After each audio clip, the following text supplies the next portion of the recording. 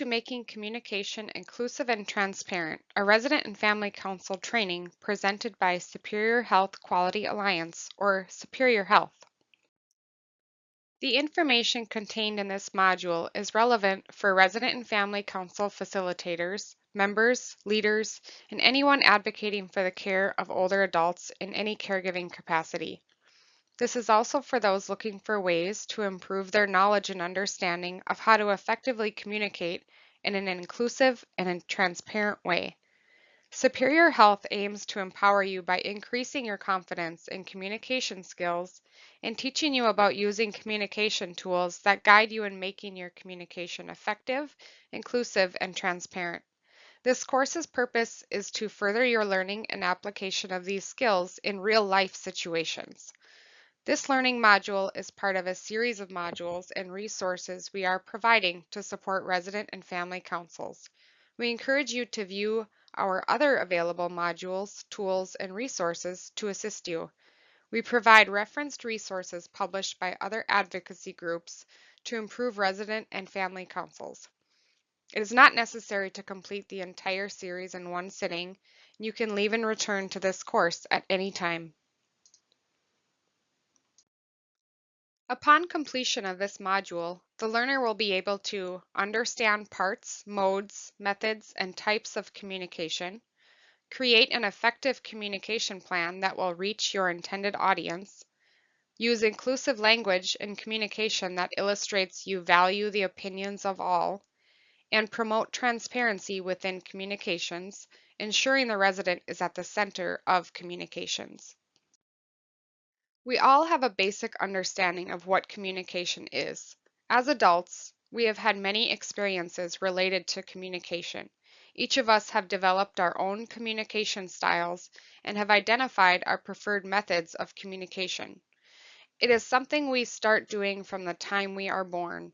I'm going to break down what we mean by communication and identify some terms used when talking about communication to make the rest of the information easier to understand. Simply put, communication can be explained as the process of giving and receiving information between people or groups. It is through communication that we share messages. There are three integral elements of communication: the sender, the message, and the receiver. In this image, the sender is the person speaking. The message is the information the sender wishes to share, and the receiver is the person that the message is being delivered to. Although this concept may seem like common sense, it is important to keep these three elements in mind as we review the various channels, types, modes, and methods of communicating. You are probably familiar with the various types of communication channels. Communication may be informal or formal. Formal channels involve communicating via standards that an organization defines. Using formal communication helps you adhere to professional standards and respect structures to ensure that efficient transmission of messages is maintained. Examples of formal communication include reports, legal notices, and newsletters. Informal channels are much more casual and allow members of an organization to communicate quickly. Informal communication is a lot more spontaneous and encourages people to build relationships and share their ideas and concerns. Examples of informal communication include social posts, group chat platforms, and phone calls. There are 7 types of communication. Some of these you may not recognize at first as a type of communication, but as we discuss further, it will become apparent how all these types are used in communications and can assist you in being effective in communicating your message. Visual communication includes things like pictures, videos, and infographics. Listening communication may also include audio, music, or sounds that are incorporated.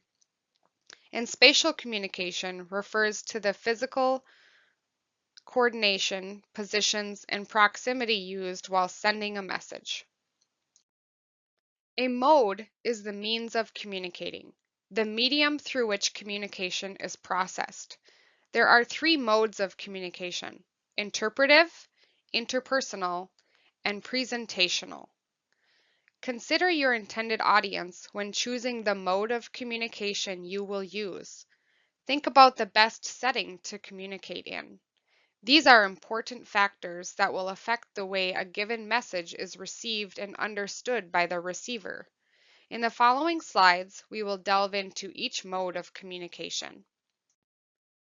Interpersonal communication is how we share information, ideas, and feelings with others, usually through speaking, listening, and nonverbal cues like facial expressions and body language. It's a two-way process where people take turns sending and receiving messages, helping them understand and connect with each other. Good interpersonal communication requires clear speaking, active listening, and being aware of how words and actions affect the other person. Whether in a conversation with friends, at work, or in everyday situations, it helps build relationships and solve problems. Interpretive communication is when you read, watch, or listen to something and make sense of it on your own. It's about understanding the meaning of what someone else has created, like reading a book, watching a movie, or listening to a podcast. You aren't directly talking to the creator or asking questions, but you're interpreting their message based on your own knowledge, experiences, and feelings. This type of communication focuses on how well you can understand the ideas or emotions behind the content, even if it's not directly explained. Presentational communication is when you share information or ideas with an audience, usually in a one-way format. It's about delivering a message clearly and effectively, like giving a speech, creating a video, or writing an article. In this type of communication, you're the one presenting the information and the audience listens or reads without directly responding right away. The goal is to share your thoughts in a way that others can understand and learn from, even though they might not interact with you immediately. Now that we have reviewed the three modes of communication, I will go over how an example message may be communicated in the three different ways. Depending on the message or information you are trying to disseminate, you may choose to communicate a given message various ways to reach a broader audience or promote a better understanding of the message itself. In this example, the message you want to send is that there is an updated version of the COVID-19 vaccine being released. You may choose to send this message in an interpersonal mode by having one-to-one conversations with those eligible to receive the vaccine. This would allow real-time communication and opportunities for the receiver to ask questions about the message. The information may be communicated in an interpretive manner via posted signage with information about the vaccine, its release date, eligibility to receive it, and where or how to request and receive it. Remember, this is one-way communication, so it doesn't allow for real-time discussion of the message or allow the receiver of the message to ask questions in an immediate fashion. Lastly, the information could be shared in a presentational format during a webinar event or news broadcast, giving information about the updated vaccine and other details the intended audience may want to know. Again, this is a one-way communication method. Now we will focus on how to make the messages we are sending person-centered. Person-centered language refers to choosing words that emphasize the person first rather than the illness in the messages we send. Using person-centered language in our communications shows respect for the person's dignity, worth, uniqueness, and strengths. An individual's identity and self-image are closely linked to the very words used to describe them. It is important to know that the words we choose can alter moods, self-perception, and cognitive processing of those receiving the message. These words can affect a person's physical and mental well-being. This approach shifts the message focus toward the person's unique recovery and individual strengths. It puts the focus on getting to know the person, not just their illness. Let's consider the 10 dimensions of a person in communications.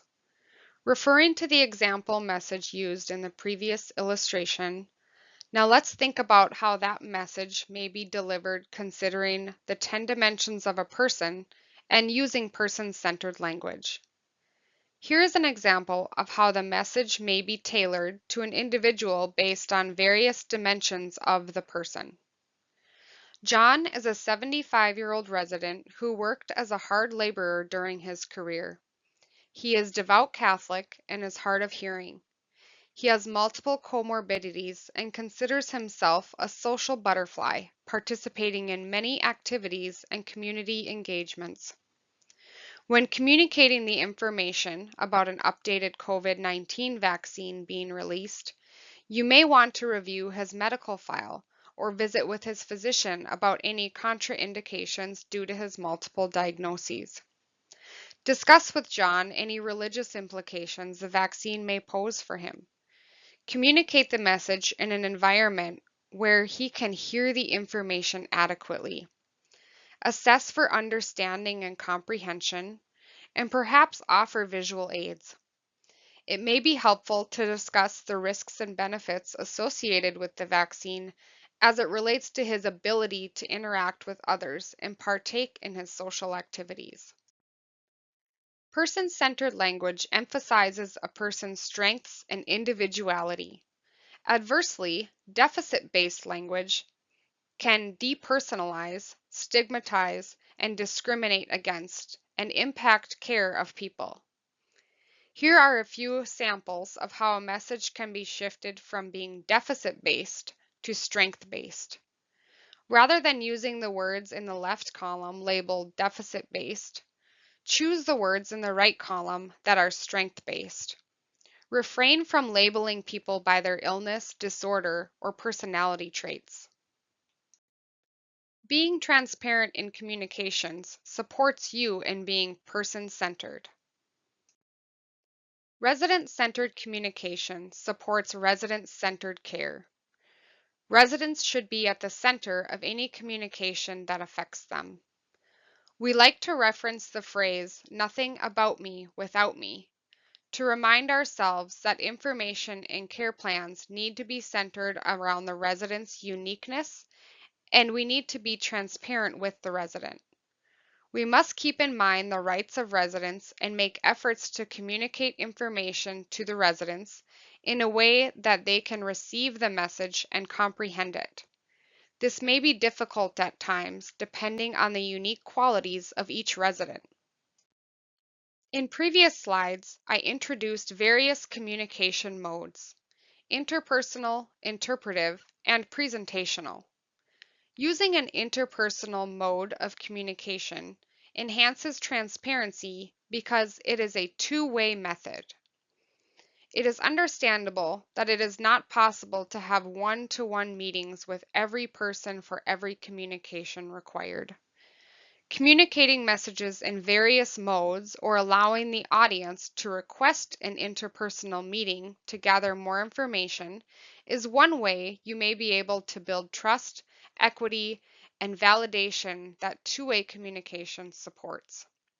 Remember, there are many methods of two-way communication you could offer as appropriate, including but not limited to personal interviews, phone conversations, interactive sessions, emails, text messaging, and even social media.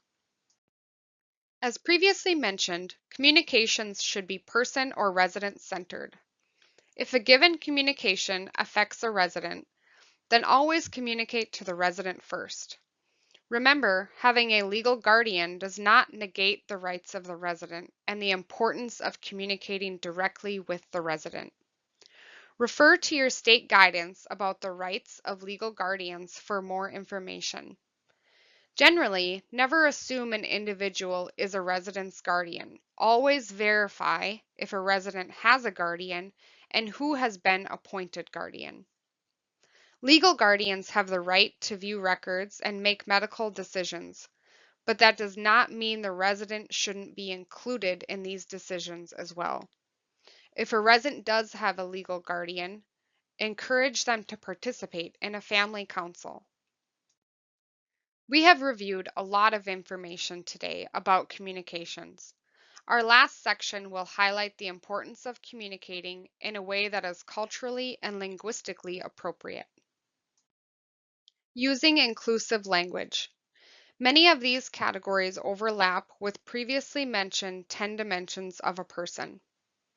When preparing your message, it is important to keep in mind the audience and choose language that is sensitive to the diversity, demographics, race, physical and mental health, gender identity, sexual orientation, substance use or abuse, involvement with the justice system, physical and/or mental ability, medical background, and socioeconomic status of those you are wishing to communicate to. This is an extensive list of things to consider, and there are many resources available to educate yourself or others on culturally and linguistically appropriate words. There will be links to these resources at the end of the presentation. Remember, if you are unsure what to say or how to say it, you may pause and be forthcoming that you are unsure of how to communicate your message appropriately. Additionally, if you are unsure of how a person wishes to be addressed, you may ask them. This shows the person that you respect them and wish to address them in a manner that is preferred by them. We encourage you to download a copy of the Inclusive Language Guide linked on this page for a quick reference for speaking and writing using inclusive language. When communicating with people from different cultures, there are important things to consider to avoid misunderstandings and show respect. Language. Different cultures use different languages and ways of speaking. Words, expressions, and tones may have different meanings, so it's important to be clear and patient when communicating. Body language. Gestures, eye contact, and personal space can mean different things to different cultures. For example, in some cultures, direct eye contact shows confidence, while in others it may be seen as rude.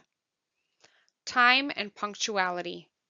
Some cultures value strict schedules and being on time, while others are more flexible with time.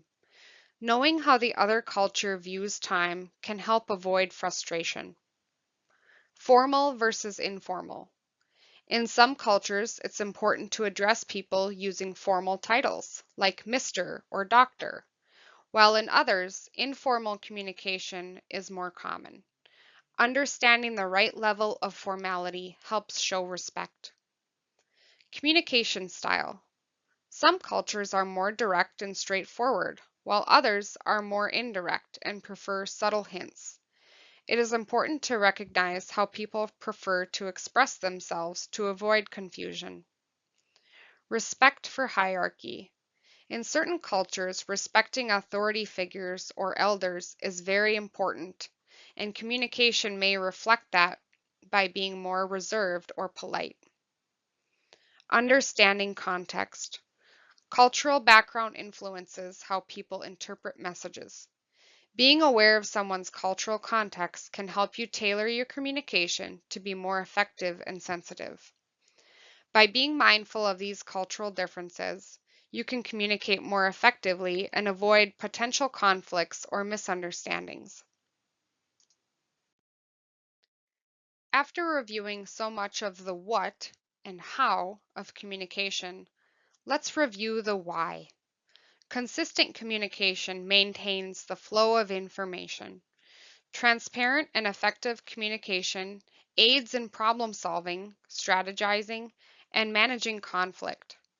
Open communication builds relationships with those around you and helps develop soft skills. When communication is transparent, decision making becomes much more effective, easier, and takes less time. After viewing this presentation, You should be able to understand parts, modes, methods, and types of communication. You should be able to create an effective communication plan that will help you reach your intended audience. You will be able to use inclusive language in communications and illustrate that you value the opinions of all. And lastly, you should now know how to promote transparency within communications, ensuring that the resident or the person is at the center of all communications. Here is a list with links to many other resources available. You may find other available resources published by us on our website or by other advocacy groups that may be on our website or elsewhere. Feel free to check out these resources via the links provided to learn more about communication. This material was prepared by the Superior Health Quality Alliance, a quality innovation network quality improvement organization under contract with the Centers for Medicare and Medicaid Services, an agency of the U.S. Department of Health and Human Services. Views expressed in this material do not necessarily reflect the official views or policy of CMS or HHS, and any reference to the specific product or entity herein does not constitute endorsement of that product or entity by CMS or HHS.